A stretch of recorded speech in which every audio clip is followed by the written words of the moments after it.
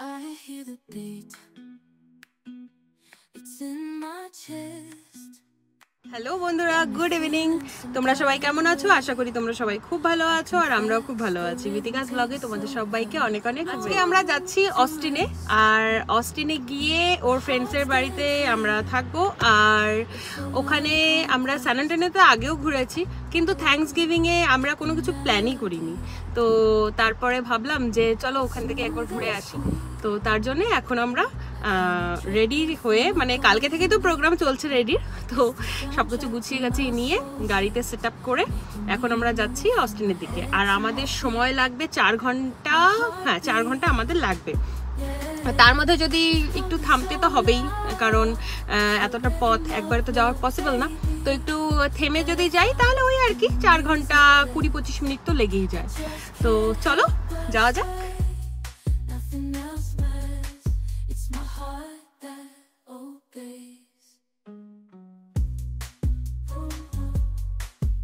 আমাদের এখন লাগবে 3 ঘন্টা 22 মিনিট। আর আমরা যখন প্ল্যানো থেকে আসি, তো ডালাস থেকে আমাদের অস্টিনের দিকে যেতে হবে।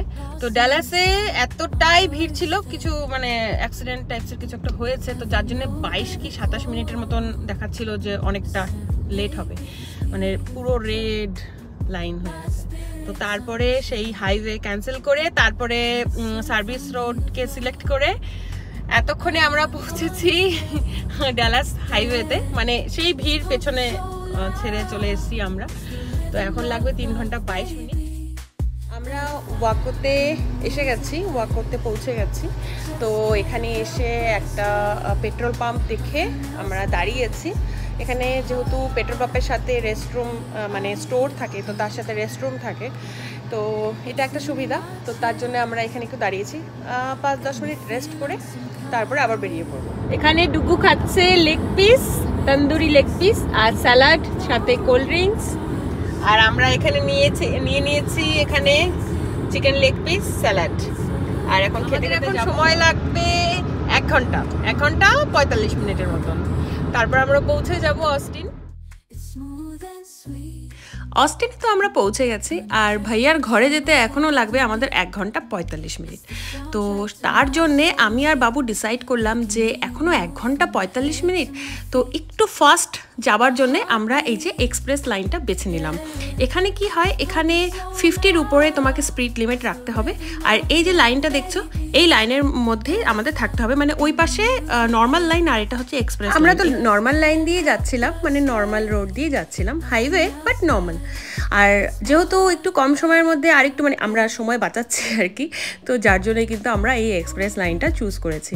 আর এখানে কি হয়, এখানে তোমাকে কিছু বিল পে করতে হবে। কিভাবে করতে হয়, যেরকম আমাদের গাড়ির ঠিক ফ্রন্টে একটা টোল ট্যাগের স্টিকার লাগানো থাকে, তো সেখানে কিন্তু এখানে এই রোডের মধ্যেই ক্যামেরা সিস্টেম করা আছে, সেখান থেকে ফটো নিয়ে নেয় আর তোমাকে মেলে পাঠিয়ে দেবে যে তোমার এত টাকা কাটা হয়েছে।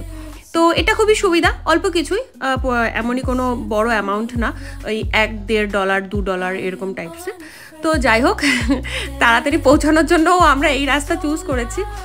কোনো সময় আমরা এরকম চুজ করি না, বাট আজকে যেহেতু একটু তাড়াতাড়ি পৌঁছানোর খুবই এক্সাইটেড ছিলাম যে তাড়াতাড়ি পৌঁছাবো, তাড়াতাড়ি খাওয়া দাওয়া করবো, ঘুমিয়ে যাবো, আর পরের দিন আবার ঘুরতে বেরোবো।